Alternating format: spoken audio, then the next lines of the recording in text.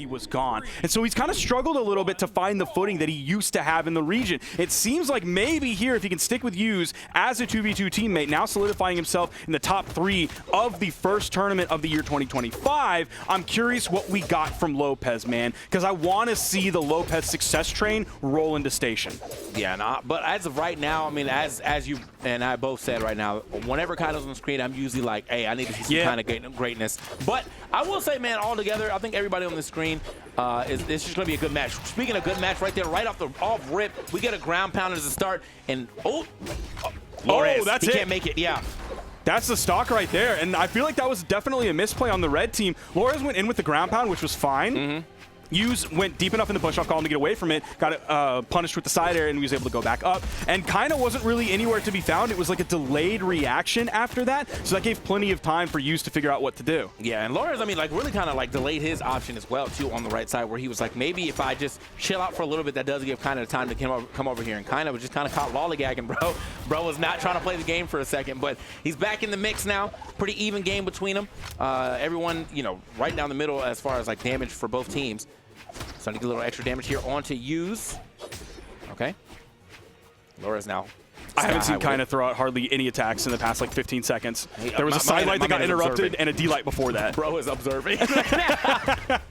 he's managing, like he's delegating. He's supervising. You get out there. That's all. He's the guy on the construction site with the clipboard. Yeah, absolutely. Hold up. Okay, now he's getting caught. Now he's got getting beat down real quick. I can't believe it, but he was so close to the left side. I mean, I still can't believe it because I feel like it was really early, but I'm a little more inclined to believe it because of the fact that he was basically off the screen or off the stage by the time he got hit by that last piece. Roland is not the strongest man. He's not even in strength stance. He's in defense stance. Oh, man. He said it's enough. Oh, okay, all right. The second I saw that momentum halt, I was like, oh, I hope it's a KO move. And then like 1 frame later, I realized, yeah, that's a recovery. But we're still good. On purpose, though. Do you think he was actually going for him?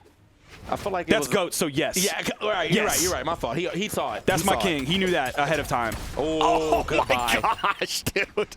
Another side sig in the same spot, but this time the roles were reversed. Yeah. Oh my gosh. Yeah, that's the type of extension I want to see as well, too. No way. I thought for a second we were just going to get like a, you know, maybe like a side air into a grounded side sig, but no, the double sig finisher right there from the boys, Lopes and Hughes. Definitely making it happen on that first game. Yeah, they said that we're going to run the whole stack of moves here. There's another in-light. There's a D-light into the side air. The D-light into the side air. The side signature into another side signature. So they're basically like mirroring each other's moves, but of course they're on different weapons, so you don't have to worry about DI. Yeah. And on top of that, too, I think they definitely needed that full extension as well because, like, looking at the color, if he had opted to just go for the side sig on the ground before he hit back up, then I don't think it would have taken. Oh, I don't think. I just know it would have taken, especially on Kyna's character, Lopes' character, who would have definitely had the defense to live that. So smart, good awareness to know how much y'all need to do to get past that blast zone, and great combo. And now we're going to get into this next game. Okay, it was Lopes and Hughes that sent Lopes and Kyna down. Okay. And that was a 3-1 in favor of Lopes and Hughes. Oh my goodness. That is going to be a 24-second stock very early on in the game on a very high defense legend. That is huge. If they can continue bullying Lopes out of this game, there's a side light in there. He saved! When did he get hit? He got hit by the down sig. I must have got hit by a weapon toss right after that or something because he should have been off that screen a little earlier than that. But no, he saved. Unfortunately, though, he does lose that stock regardless. But, man, that's crazy. The teamwork going absolutely insane right now for Kyna and Lopes, or Hughes and Lopes. Oh, nice neutral sig. Didn't quite send off screen, though. He actually backs up after that D-light because he knows Lopes was right on his heels. All right. Nice. Yep. It's just so easy for them to pick that up. Yep. Every time. You already know where I'm going to be. Just go ahead and send it. You know what angle this is going at. And that's like, I feel like that's the perfect angle to send toward Nash anyway. So, yeah, side lights there. Always that like kind of small, like downward angle. Boom. Jump right into my attacks. In terms of like signature finishers that people have been hitting today in 2v1 combos, it's got to be Lopes on top. Yeah. Like he's been nailing them so often. Hughes has done a great job with them as well, obviously being a part of it, sometimes being the ending of that as well. So yeah, the chemistry that blue team has is fantastic right now. Oh.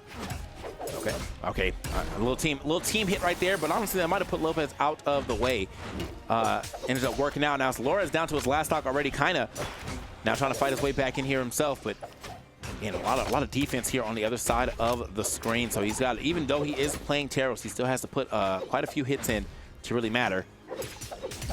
Oh, he's just right there. He's always there. He's there every time. And I believe that most of the time that follow-up is needed. I don't think it's over knockout at that point. I think it absolutely is needed to find those stocks. Okay, hold up. And look, like he's always in position to also cover. Use on the other way. Got some extra damage here on the other side.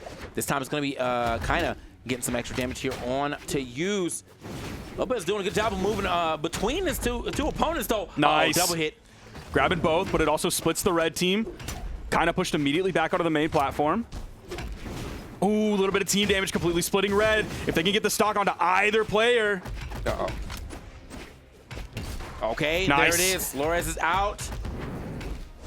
Oh! Yuz was ready to punish that. Yeah. Yuz might not even need a weapon. Yeah, he's just going to leave. He couldn't touch the stage. He was like, all right, bro, you got it. I'm out of here. And yeah, I mean, the damage, the damage is looking mad good again for Kyna, but again, it is also Teros too, so 597, 324 here on the red side of things, 435, 515. Damage a little more, uniform here on the side of the blue team. But I think, I don't know if that just means that, like, Lores needs to step it up, or is it this is just how the cookie is crumbling right now, so. Lores has definitely had a couple games where he's low defense, but then also the same time, even though Kyna's the one doing more damage and picking up more of the KOs, like you and I can also both see right now that he also had an accident in there. Right. So not only is it like just like quote unquote Lores dropping the ball or anything like that, because it's definitely not. There are definitely problems on both sides of this red team, and the blue team is there to just capitalize on it non-stop. They're ready for the follow-ups. They're getting stocks off of the follow-ups, not just like another 18 damage, which hey is great, but if you can get a stock every time, if you're running it into a signature every single time, that is massive. And consistency is what is really helping the blue team right now. So you can see their low damage numbers. You see it reflected in the numbers, like 515 and like the mid 400s, and they're still getting all of the stocks on the other team. So it's just ruthless efficiency because of the way they're serving the opponent into these signatures for the finisher at the right place at the right time. Absolutely. And I honestly, so we got kind of I feel like what is a Hail Mary pick right here. The Darth Maul is back out.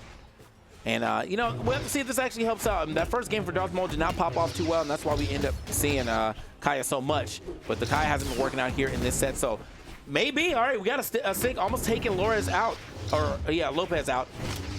Lores, though, has been doing, he has not really been hit at all, so he's definitely been playing very elusive, very well. Can't get the full thing, though. Tried to extend that a little further with the GCD light. Yuz was ready there with the dodge to get out of it in time. There's a side light into the down air and the turnaround. That was a bold move for Yuz to go with, given how damaged he was. The D-Sig makes a connection with Kyna and Lopes.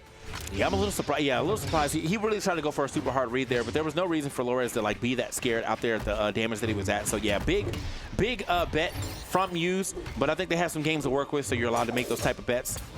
Oh my gosh. Bro, it's State Farm, man. He's always there, bro. He hit you. You hit him, and he was still like, I'm ready for the pickup. Dude, they're so good. Yuz is up on the main platform. Lopes is on the wall, and somehow they still find a 2v1 combo. That was so sick. Uh-oh. Hold up. He's moving nice, clean with it.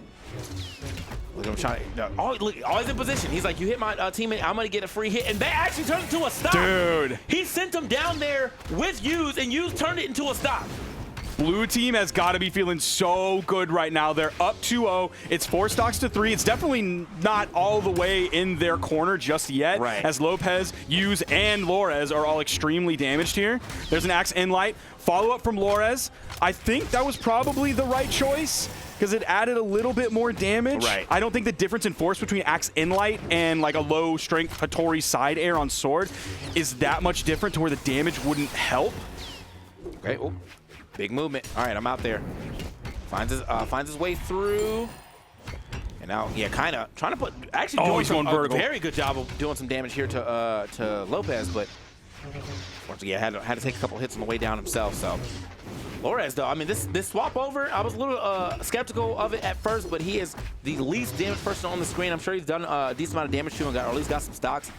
created some positions. Oh, he's just getting pinballed now. He's going over, throwing an attack. The opponent sees it coming, and then he whiffs. They punish. He goes over to the next person, does the exact same thing. He whiffs. They punish. He did that like 4 times in a row, which is really tough when you're on Hattori. And now he's all alone. This is Phantom Menace. And then he lost just like the movie. Yeah, I just don't know if I would. I don't know if I would have done that that ground pound there. But I mean, at that point in time, the game had already started escaping him. Yeah, as you were saying, as soon as I noted that he had really not been taking that much damage, he ended up just taking like 100 damage right there. That was really tough. Like, I see myself in that moment where you're like, I'm gonna hit a falling side air.